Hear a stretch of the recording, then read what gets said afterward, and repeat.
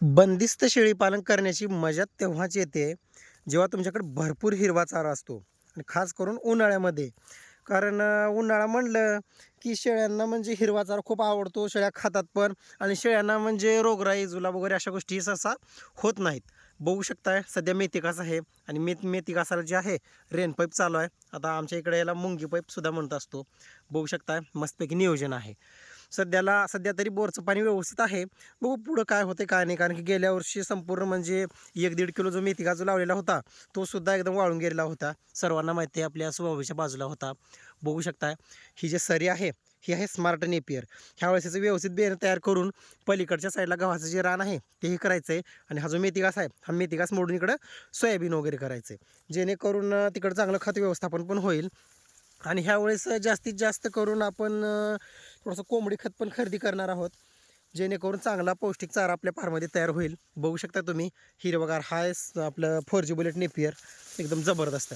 आता हे जे आहे हे नवीन लागवड आहे, अजून पहिली कापणी. आता ह्याची पण कापणी व्यवस्थित करून घ्यायची, तिन्ही सऱ्या. आता ही चौथीची सरी आहे, बघू शकता इकडं एकदम वाढलेला आहे.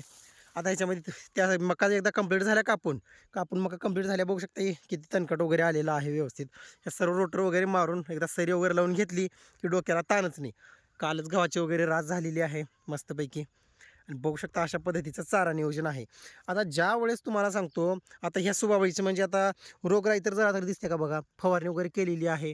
म्हणजे मावा वगैरे काहीच नाही याच्यामध्ये, बघू शकता तुम्ही अजिबात काहीच नाही.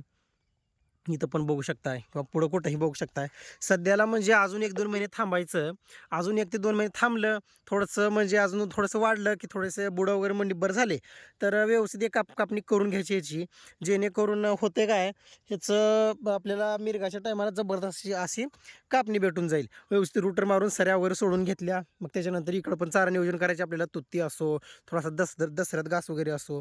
कारण सावकाश आता शेळ्या भरपूर वाढणार आहेत बरं का. तर बघू शकता तुम्ही. आणि इकडं आपलं 4G बुलेट नेपियर बघा, पहिली जी कापणी झालेली होती. बरेच जण म्हणतात की तुम्ही ज्या पद्धतीनं लागवड केलेली होती कांडी खोसून, त्याच्यामध्ये फुटवे अजिबात होत नाहीत किंवा ते सक्सेसच नाही, ऊस लावल्यासारखं लागवड करावी लागत असते. तसं अजिबात नाही मित्रांनो. बघू शकता आता तुम्ही किती फुटवे आहेत बघा इथं. एकदम जबरदस्त फुटवे आणि हिरवेगार, एकदम जबरदस्त फुटवे आहेत. महत्त्वाचं म्हणजे कसं आहे, तिकडं आता आपल्याला जास्तीत जास्त स्मार्ट नेपियर लागवड करायची आहे, कारण स्मार्ट नेपियरचा रिझल्ट जबरदस्त आहे. बघू शकता ही सुद्धा कापणी इथून तिथपर्यंत झालेली आहे, तिथंपर्यंत कापणी गेलेली आहे. तर अशा पद्धतीचं सध्या 4G बुलेट नेपियरचा आपल्याकडे भरपूर झालेला आहे. आणि इकडं जे आहे तिकडं मेथी घासाला पाणी चालू आहे. तर बंदिस्त शेळीपालनामध्ये असं चारा नियोजन पाहिजेच मित्रांनो. कारण सध्याला जर बघायला गेलं तर बाहेर फिरस्ती शेळ्यांना म्हणजे अजिबात म्हणजे हिरवा चाराचा विषयच नाही. ते जर आपण जर बंदिस्त शेळीपालनामध्ये जर दिलं तर मग चांगलाच रिझल्ट भेटणार आहे ना. आता बघा कमीत कमी आता 8वी कापणी होणार आहे, म्हणजे 8वी कापणी चालू आहे किंवा वाढती आहे. बघू शकताय 4 दिवसापूर्वी कापलेला मेथी घास होता, 4 दिवसापूर्वी. आजच 4था दिवस आहे, 4था-5वा दिवस. बघू शकता किती जबरदस्त वाढ चालू आहे. एकदम फास्ट वाढते मेथी घास. हा आधीमध्ये हे बघू शकता इकडं हा रेड नेपियर. तर अशा पद्धतीचं उन्हाळ्यामध्ये अशा पद्धतीचं चारा नियोजन चालू आहे सध्या. आता इथून पुढं 2 ते 3 महिने उन्हाळा राहणार आहे जबरदस्त.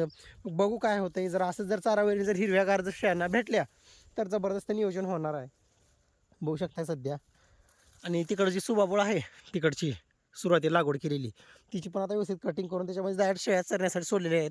त्याच्यामध्ये डायरेक्ट म्हणजे आता कटिंग करून व्यवस्थित आपल्याला नियोजन करायचं त्याचं, की बाबा जेणेकरून सर्व चारा हा मिरगामध्ये आपल्याला व्यवस्थित शेळ्या ज्यावेळेस बंदिस्त करू त्यावेळेस भरपूर प्रमाणामध्ये सुबाबूळ पण असली पाहिजे, 4G बुलेट पण असला पाहिजे.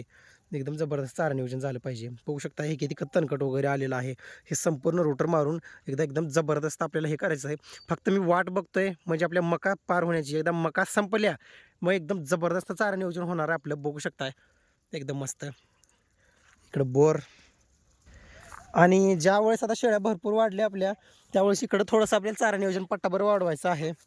एक 7-8 सऱ्या इथपर्यंत आपलं चारा नियोजन वाढवायचं आहे. आणि तिकडून जो मेथीगाज जे आहे तिकडून तो मेथीगाज त्या 4G बुलेटची शेवटची सरी मोठी तिथपर्यंत ते संपूर्ण मोडून टाकायचं आहे आणि बाकी इकडं सरकावून घ्यायचं आहे. कारण कसं आहे तिकडं 2 ते 3 वर्ष झालं तिकडं होतं आपला रेड नेपियर असल्यामुळे त्याची मशागत व्यवस्थित झालेली नव्हती. त्याच्यामुळे रान निब्बर आले, त्याच्यामुळे ते व्यवस्थित येणार नाही त्याच्यामध्ये गवत. त्याच्यामुळं आपल्याला इकडं घ्यायचं आणि ह्यावेळेस व्यवस्थित खत व्यवस्थापन आणि जबरदस्त करून चांगला चारा नियोजन करायचे आपल्याला. तर बघू शकता इकडं गव्हाची वगैरे रास झालेली आहे.